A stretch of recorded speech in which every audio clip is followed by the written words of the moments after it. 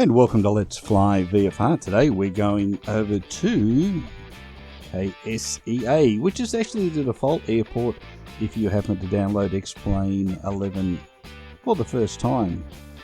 Here is a really great place to look at the quality of scenery and its effect on frame rate. So we're going to have a look at the 1080p and what's capable on the system that I have, so you have a reference to what you have. Now you can see there's a lot going on here at KSEA, which is Seattle if you weren't real sure. So we have lots of traffic, we've got animated objects, we've got planes, cars, we've got the whole shooting match here. And I'll tell you before we get too far, I'm getting what, 25 or so FPS I think it's the moment. Look at the top corner there, you can see what it is through the whole video. And with that, my sliders are pretty much maxed out. So we'll have a look at that as we go through and how to go about setting up your sliders to get your best performance for your system. So as we have a look around, don't forget to subscribe if you're not already a subscriber to the channel. I'd love to have you on board. And here we can see just more activity. I just want to show you what's going on here. Now we're at 36 I think it was there. Have a close zoom in. Now you might be surprised, but that's where I'm currently sitting. Now the only thing I would probably like to do is move my reflection detail up a little bit, but what you need to know is the right ones are your CPU settings. So how many objects you can have is reliant on how strong your CPU is, and on the left how pretty everything else looks, the quality of your scenery and the grass and the trees and stuff. That's all GPU orientated. So you can have strong one in one area and something's not quite so strong in the other, then it's, you know, just to find a balance for yourself. But where my system is, that's where I'm currently sitting. So let's take a little flight around the circuit now that we've got it all up and running. And now what you need to be able to do, if you haven't done setups for your X-Plane, or if you're new here, then it is recommended that you start with everything right to the very left on all the sliders, and move the sliders on your CPU side, which is the ones on the right side, up slowly until you're getting maybe less than the amount of FPS that you'd like. Now it's pretty easy to get the FPS display up. That's in your data, and it's the very first box that you will see there. Just click on that. When you come back into the game, you will see it all there on the left. So you can keep track of everything that's happening as you're moving along. Now as we take off, we're sitting there at about well, it's bouncing around a little bit, but it's in the 30s as we come up, I think there. Have a close look. And it's working pretty well considering the system I have available. So look how beautiful that is. Now I'm going to do another one just like this, but for the DSR 4K variant of this, which you can do with NVIDIA, which I talk about quite a lot, and I think it's really great. But I thought I'll do the 1080p version with lots of anti-aliasing and show you what you can achieve.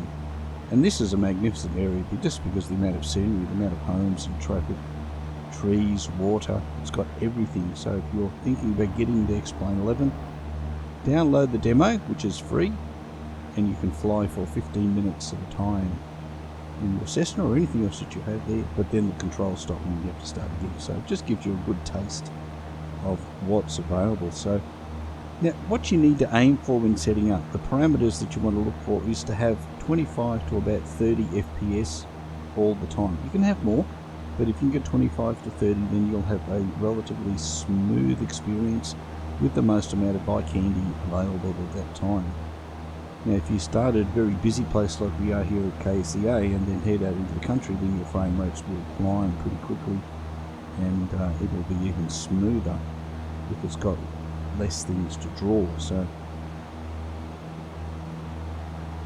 it's pretty nice, isn't it? Just let you have a look at it, okay? Now with this, I would just like to go back again. With your setting up, each time you make a change, you do need to restart. You don't have to leave the sim altogether. When you're doing the graphics side and your CPU, the system will do a little restart of where you are, and you will reappear where you were a moment ago.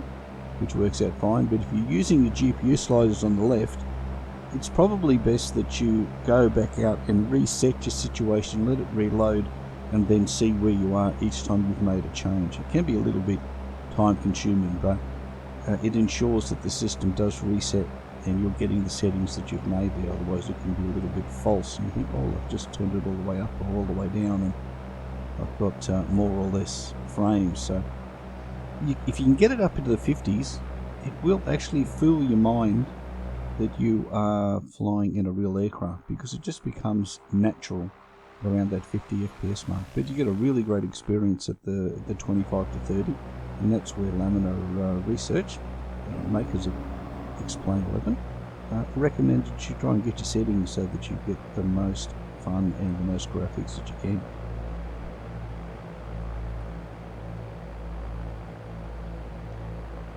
So let's head around on base leg and have a look again at the scenery. So you can see as we move around here, we're getting into the 30s, I think we are right now with our frames.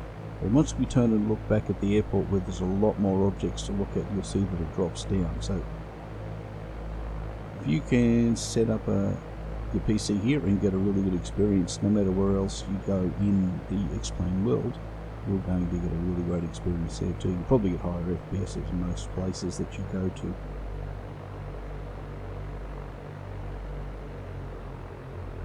I'm going to look for a fairly steep approach as we come back in.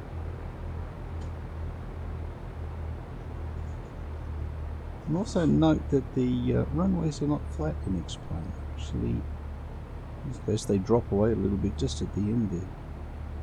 So just there. You can see from where the landing point is, it actually drops off quite a bit. Once you're on the ground, you can really see it. So we're heading in, flaps are down.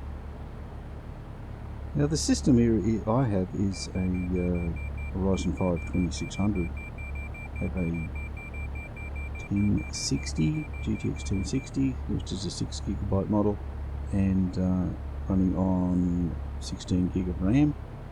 And that's a fairly average system, nothing too special, and I would think most people would probably be able to be around that sort of region. That's why I wanted to do this, so you can see at that base level. Now the system, well, Laminar Research actually recommend an i5 6600K at 3.7 gig, and they recommend a 1070, so not quite at that. That's a recommended, that's not minimum specs. Minimum specs are a little bit less than that, but you can see what you're going to get for your performance. So again, you can see that my sliders are all the way up, my anti-aliasing is most of the way up, my objects are nailed to the very 100%, but I don't have any reflections on, so I could probably come back a little bit.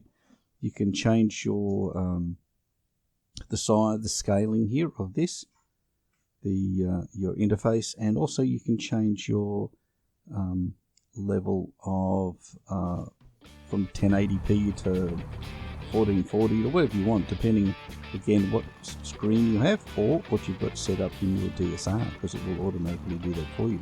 So until next time, thanks for coming along. Hope that's been helpful for you just to see what's possible, and I will check you in the next video with some 4K.